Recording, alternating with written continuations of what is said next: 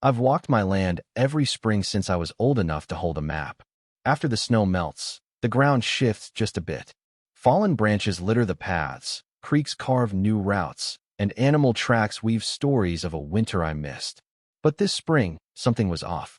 Wrong. It started with tire marks. Not the usual ruts from my pickup or some hunter's ATV. These were wide, fresh, and deliberate. I followed them, boots crunching through damp grass, up to the east ridge where the pines part. There it was, a black asphalt road, gleaming like a fresh wound across my property. I thought I'd strayed too far, maybe on a county land. But my father's old survey map, laminated in the 80s, told a different story. That road sliced 80 yards into my Landme family's land, bought by my grandfather in '57. My dad used to patrol it with a rifle slung over his shoulder, as if reminding the trees who was boss. Now, someone had carved a road through it like it was nothing. The road linked two dead-end streets from a development called Willow Grove. Nice name for an HOA-run nightmare of cookie-cutter homes and fake smiles. 10 years ago, it was an open prairie. Now, it's beige houses and power-walking moms. I called the county office. A nervous intern fumbled through records before confirming my suspicions. No permits, no easements, no right-of-way. On paper, my land was untouched. But that road was real. So I drove to Willow Grove. The place felt like a staged suburb, with manicured lawns and kids on scooters wearing oversized helmets. I found the HOA office, a building that looked more like a yoga studio than a legal hub. Inside, I met Greg Harper, a guy who'd never swung an axe. He flashed a polished smile and said, "Mr. Larson, I get your concern, but this road's an emergency access route for fire and ambulance services. Your land wasn't fenced, so we assumed you were fine with it." Assumed? I told Greg nobody assumes anything on my property. He spouted nonsense about community safety and cooperation. I didn't argue long. I drove to town, bought 3 private property, no trespassing signs, a stack of orange placards, and a dozen cinder blocks. Back at the ridge, I planted the signs every 50 feet and lined the blocks across the asphalt. It wasn't pretty, but it screamed stay out. That night, sipping a beer on my porch, I felt the air shift. Not loud, but heavy like a storm brewing. 2 days later, a man in a suit rolled up in a black SUV, handed me a thick envelope, and left without a word. Inside was a complaint from Willow Grove HOA. They claimed I was endangering public safety by blocking their emergency route. They demanded I remove the barricade, grant a permanent easement, and stop my hostility. Hostility? I was protecting my land. That night, I paced my cabin, rereading their accusations: reckless endangerment, failure to cooperate. I hadn't seen a single emergency vehicle use that road. Not one. I hired a property attorney, Ellen Carter. She was sharp, no nonsense, and called the HOA's actions malicious encroachment. I brought her everything: survey maps, the deed, even my dad's old boundary sketch. Ellen scanned them and said, "They've got no legal ground, but they've got cash. That buys time and trouble." Then it got uglier. A man with a clipboard showed up, snapping photos of my barricade. He handed me an HOA newsletter with a headline that made my blood boil: "Local landowner blocks vital access." They painted me as a cranky hermit sabotaging families. Whispers followed. The grocery clerk, the post office lady, even my mechanic gave me tight smiles, saying, "Heard you're stirring trouble, Mike." Then came the real blow. Walking the ridge, I found a plastic sleeve wedged between rocks near the barricade. Inside was a signed easement agreement with my name in bold ink. Date stamped, notarized, perfect except I never signed it. The signature was close, scarily close, but it wasn't mine. Someone had practiced. My stomach churned.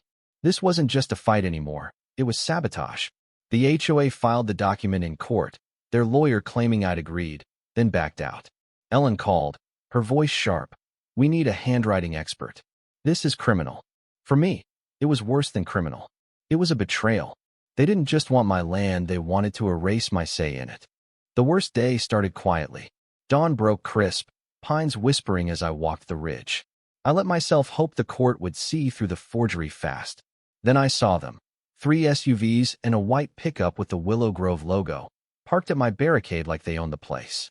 Out stepped Susan Mitchell, HOA president, in a blazer and heels absurd for the terrain, flanked by 2 board members and a guy with a clipboard who looked like he moonlighted as her fixer. Susan stood, hands on hips, eyeing my cinder blocks like they insulted her personally. I approached slowly. "You're trespassing," I said, stopping 5 feet away. Susan smirked, that smug grin I'd come to hate. "Mr. Larson, this is your last chance to cooperate before this escalates." I almost laughed. Escalate. They forged my signature and built a road on my land. The clipboard guy chimed in about evaluating structural obstructions per community codes. I cut him off. "This is my land. Leave." Susan stepped closer. "You're a relic, Mike, clinging to dirt the world moved past. This is progress. You don't own the future." "I own this," I shot back, jaw tight. She rolled her eyes, directing her crew to measure and photograph. When they tried to cross the barricade, I blocked them. 60 seconds, or I call the sheriff. Susan laughed. "He won't help you. We filed complaints. You're obstructing safety for 100 families." She wasn't bluffing. The fake news stories, the concerned citizen complaints, it was all deliberate. Then she leaned in, voice low. "I know about your truck loan, your insurance hike. One bad ruling, and you're done. We'll take every inch of this dirt." I didn't flinch. I dialed the sheriff, loud enough for her to hear.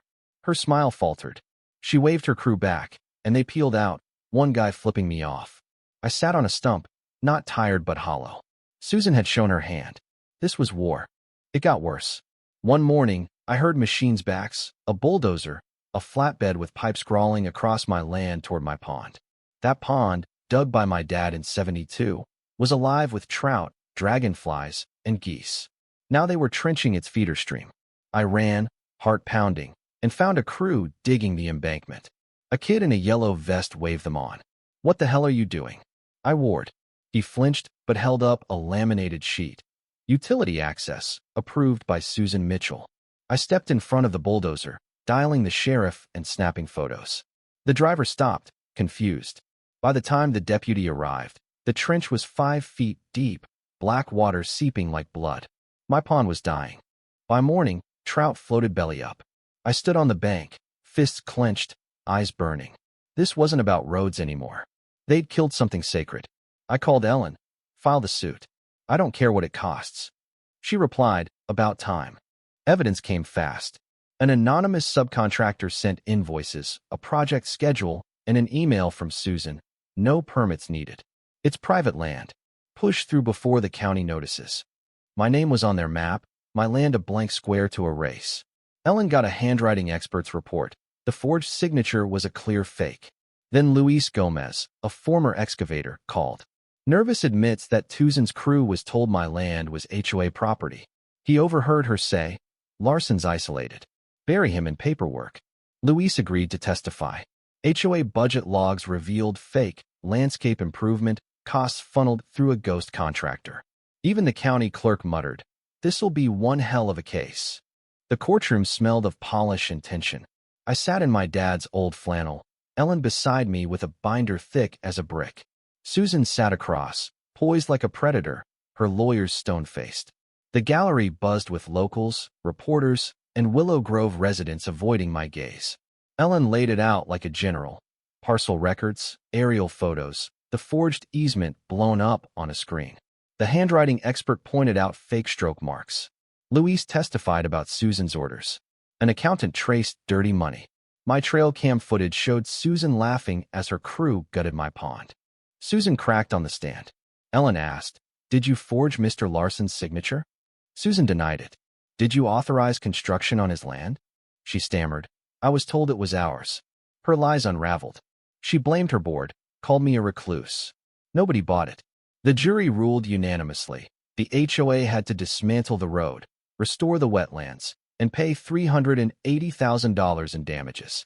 Susan was fined $90,000, sentenced to 2 years probation, and stripped of her presidency. The HOA lost its license for 2 years. The road's gone now. Grass is creeping back. I oversaw the restoration, drones watching every move. I posted a video trenching, forgery, Susan's courtroom collapse titled, "Why We Fence." It went viral. Strangers emailed, from ranchers to a kid wanting to study law. I bolted new signs to boulders. "This is not an easement. Trespass and meet the drone." Neighbors brought pies, awkward apologies. On July 4th, I opened my land for a barbecue trout from the restocked pond, kids and sprinklers, illegal fireworks. The new HOA overseer, a state appointee, grinned. They said this was a battleground. Looks like a postcard now. I looked over the crowd, smoke curling from the grill, the ridge glowing gold.